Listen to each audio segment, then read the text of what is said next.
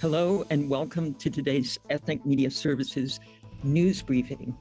Thank you to reporters for joining us. We're excited to be connecting to media, especially from Pennsylvania. I'm Sandy Close, Ethnic Media Services Director and your moderator for today. Over the last 2 years, EMS has organized numerous conferences to report on the 2020 census and on redistricting campaigns to secure fair representation for rapidly growing communities of color. Experts and activists have discussed how, despite robust organizing efforts, many communities were systematically excluded from map drawing deliberations in many states.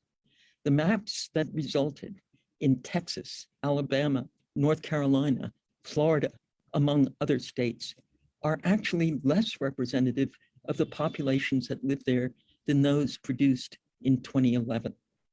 Today, we focus on a success story, how Pennsylvania, despite intense partisan politics bent on restricting voter access, managed to produce maps that genuinely reflect the state's growing diversity. Behind that success is a multi-year effort by a multiracial coalition of organizations determined to build, in the words of one of the activists, quote, "what a reflective democracy looks like," close quote. We are honored to welcome activists whose organizations are at the forefront of Pennsylvania's redistricting story and who will share with us what success looks like for their communities, what lessons they can share about how they achieved it, and what their next steps are to ensure racial equity and fair voter access in the electoral process. Our speakers include Salawa Ogunmefun, Executive Director, Pennsylvania Voice, Chris Henderson, Executive Director of Amistad Law, a legal and organizing project, and Maria del Carmen Gutierrez, Director of Policy for CASA, Pennsylvania's largest immigrant service organization. We begin with Salawa Ogunmefun, who leads the organization Pennsylvania Voice, which has been at the forefront of the multiracial coalition of organizations working on redistricting. Thank you, Sandy, and thank you for the opportunity. I am so excited to be able to talk with you all today and to be joined by two of our partners who you will hear from a little bit later. And I just want to start off by just reminding us about why this was so important. As an organization in 2015, we actually did an analysis on the state of Pennsylvania because what some of our partners were consistently seeing was that they were registering voters. Those voters were actually heading to go vote, but there was still a very large difference between what they could actually look to see come out of the representatives that were being elected into positions because the accountability for those elected officials did not relay and did not go back to the community members that our partners are consistently doing work. And so when we were looking to understand why the minimum wage in Pennsylvania is $7.25, when we were looking to understand why the schools in Reading and the schools in Philadelphia sources per child as a school in Allegheny County or a school in Montgomery County, what we found out and what we realized is that that disparity in education and in economics really stems from the lack of representation, true representation, not just demographic representation, but representation that includes both demographics and racial representation, but also that is accountable to what the community needs are. In order to change that dynamic, we needed to take a step back and actually look at the redistricting process because our partners weren't able to actually organize for victory on these issues because they were prevented by the way that our maps were actually drawn. And so when we started having conversations with community members about the census in 2020, that was us really starting to lay the foundation to collect the data that was necessary in order to actually inform this process. So what we know every 10 years is that when we go through the census collection, there are communities that are consistently undercounted. Those communities are the same communities that when we look at the other effects of redistricting and where people aren't getting the representation that they need, when we look at the communities that are experiencing the most harm in terms of our economic systems, they're these same communities that are being undercounted in things like the census that then lead to being underrepresented in the redistricting process. And so the reason behind the campaign and the reason behind the work and the effort that we really did to ensure that Pennsylvania had House district maps that allow our partners to actually have representatives that are going to be accountable to them is really based in what these maps look like. And so when we started this campaign and when we started this process, community self-determination was really what our end goal was. And so when we looked at the state, when we walked out of the 2020 census, what we saw was that 23% of the state, 23.5% of the state was people of color, Latinx folks, Black folks, Asian Americans. But when we looked at the state legislature, 90% of that legislature was white. 75% of that legislature were men. And what we realized is that that is the foundation for all of these problems. And now when we look at what we were able to accomplish in the cycle, we were able to actually add an additional 6 districts in the state house that allow for people of color, by definition of a coalition district, to actually elect candidates that are going to be more accountable to their actual communities. And so when I say that we have the best state house maps in Pennsylvania history, what we're really talking about is the ability for the communities that our partners are doing work in. We focused in 7 counties across the state, including Allegheny County, Philadelphia County. We focused in Berks, we focused in Lancaster, we focused in York, Delaware County, and Lehigh County.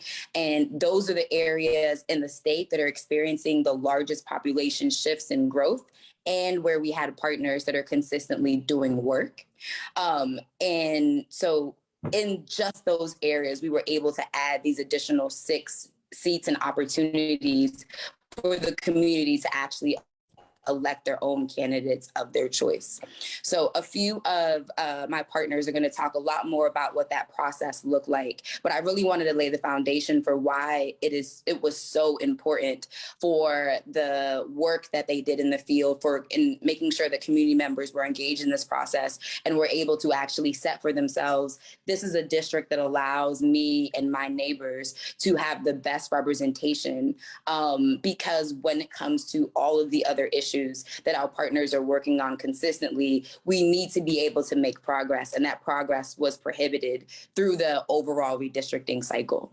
And so I will turn it back over to you, Sandy, for other folks to talk a little bit more about our work and what we did in Pennsylvania. Thank you very much, Salawa. What surprised you the most as you began to really organize and collect organizations, grassroots organizations and activists to work on this? What began to make you feel like maybe you really were going to gain ground? So what we saw in Pennsylvania was in the first few hearings that the Legislative Reapportionment Commission actually held, the experts that were invited to testify at that commission were all white. And they were focusing on things that are important, like rural Pennsylvania, but we didn't have anyone come in to actually particularly speak to the lens of how do we make sure that BIPOC communities in Pennsylvania are able to have more representation through this process. And so our first ask to the Legislative Reapportionment Commission in this process was to change that, to make sure that there were experts that had the opportunity to speak, that actually were from the community, and that their testimony was received as expert testimony.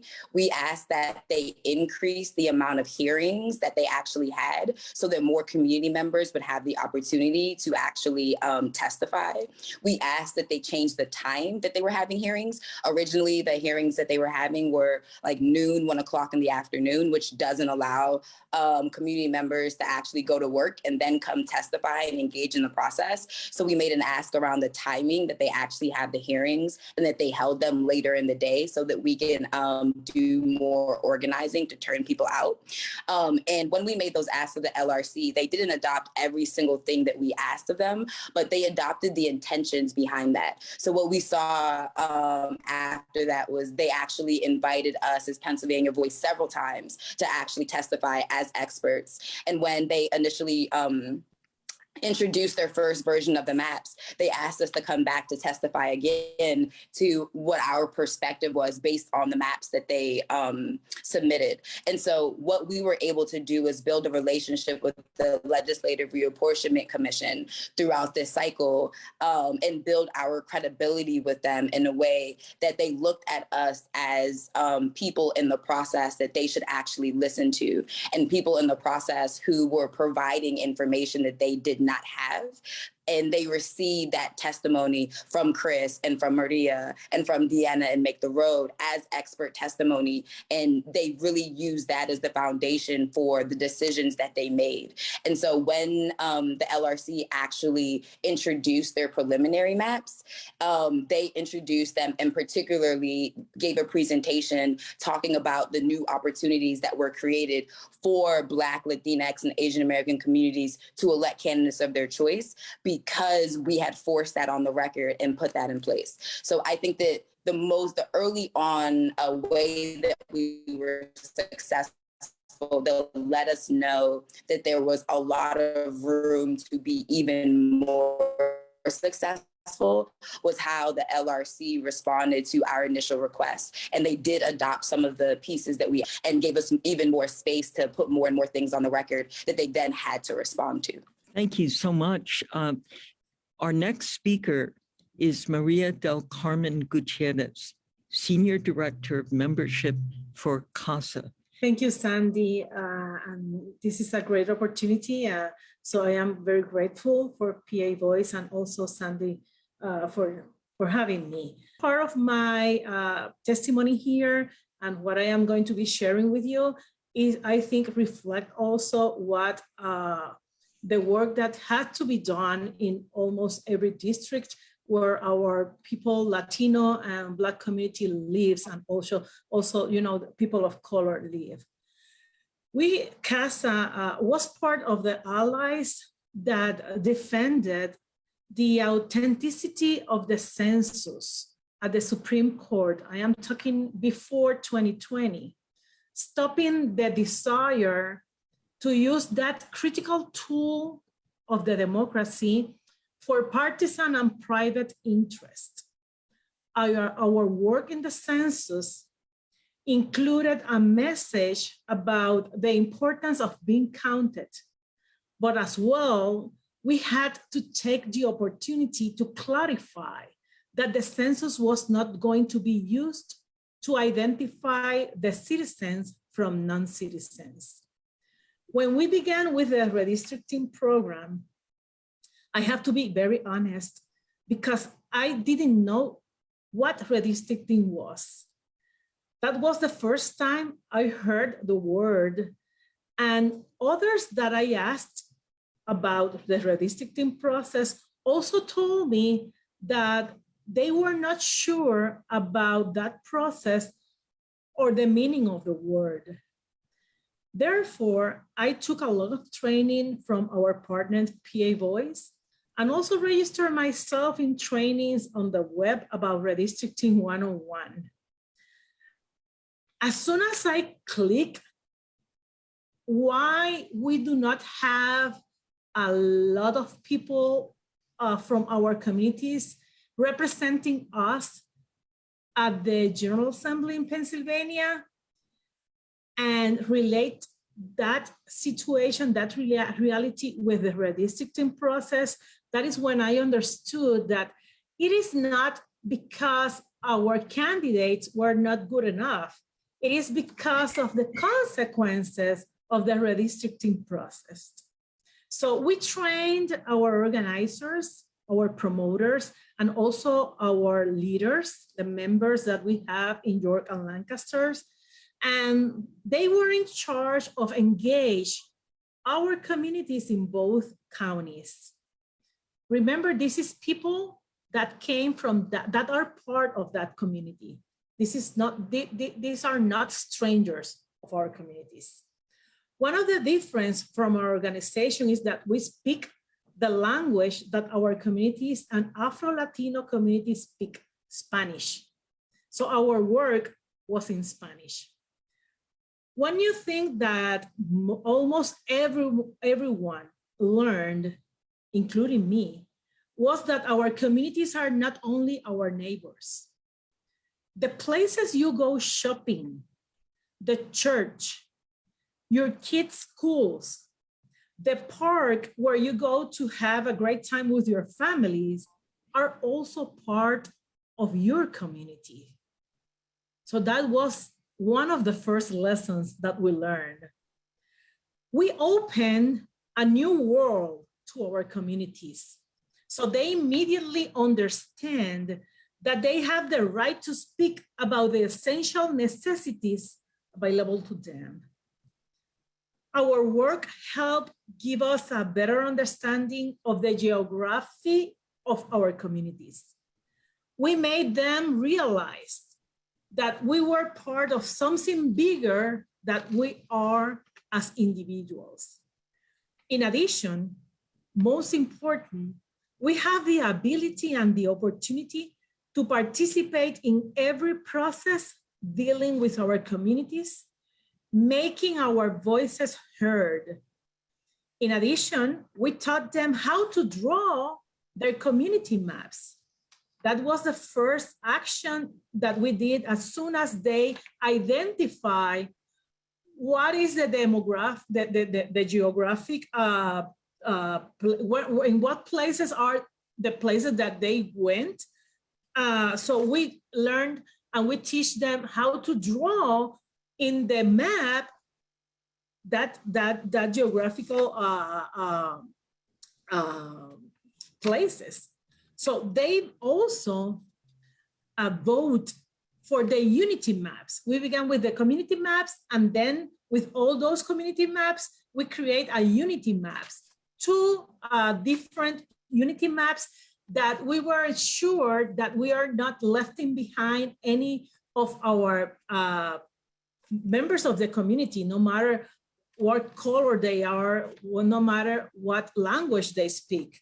And we delivered personally those unity maps to the LRC. So we began mobilizing our members and our communities to Lancaster, from Lancaster and York to Harrisburg, to participate to the LRC hearings, to see them taking decisions, but also to let them see us. For me, that was the most important part. For there was a surprise, oh, who are these people? People from the community that you, the LRC, are going to have the responsibility to draw, but we are the expert of those communities because we live there. So that was really very impressive. Thank you very much. Mr. Orozco, could you ask your question? Yes, thank you. So I've heard a lot of concerns from Latino leaders in Allentown. They say that the districts were reshaped in ways that actually cut out a lot of the community and candidates, people who were already sort of known and ready to mount campaigns. And so I'm just wondering if any of the speakers who had a hand in, influencing the redistricting process could speak on it, whether that there are, if those claims from Latino leaders in Allentown seem valid, or if they don't. I'm just looking for some sort of, third party input. I have gotten to speak with those folks in Allentown, but would be interested to see what other people have to say, especially those involved in the process. I am not, I didn't know about what is going on really in Allentown, but what I can tell you is that we have been suffering of this diminishing for decades, I think this is the first time that communities are beginning to really participating in this process of redistricting. And if it's something like happened in Reading 10 years ago when they decided to cut in half, the population in Reading, we have more than 50% of the population is Latino, and they diminish cutting that the districts and making two of them. And if it's something like that, we have to, engage with them and be empathize with them and also work, together.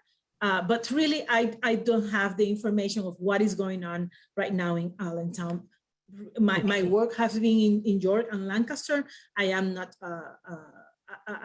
ready to answer that kind of question. Thank you, and let's hear from Salawa, who wants to address that question. I think that generally when we look at any set of redistricting maps, like every line is a decision and every map is going to take into account a particular community. I think that what we saw in Allentown, the decisions that were made by the LRC was to prioritize creating as many opportunities as possible versus creating districts that have higher populations of a single race and guarantees a particular race is going to be able to win that district.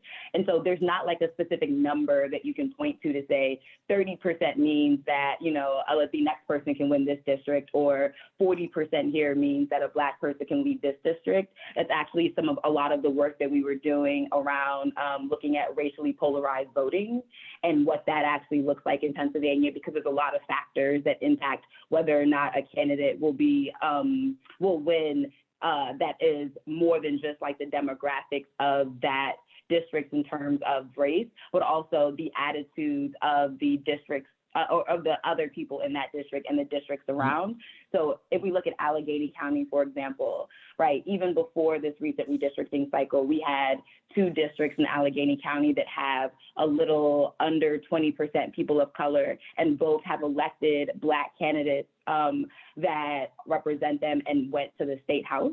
And so we don't have a 51% district in Allentown that would potentially guarantee or like a 58% district that potentially could guarantee that one Latinx candidate will go to the same house, to the state house. What the LRC created there was opportunities like the ones I just talked about in Allegheny County that allow candidates of choice to be able to actually win, but in multiple districts. Our third speaker is Chris Henderson, Executive Director of Amistad Law, a organizing and legal nonprofit that has been very involved in the redistricting efforts in Pennsylvania. Ms. Henderson, thank you, and please go forward. Thank you for having me. And just to talk a little bit about Amistad's work, we primarily work with people who are in prison serving life without parole or death by incarceration and other lengthy sentences, and also people who have loved ones who are serving that sentence. And so a lot of our work, has been trying to get second chances for those folks through the legislature, hopefully eventually. And really the problem that we've come across is that there have been bills for the past several years that would give second chances, give a second chance to many people who are incarcerated, and that those bills actually just aren't moving forward, basically like aren't passable right now.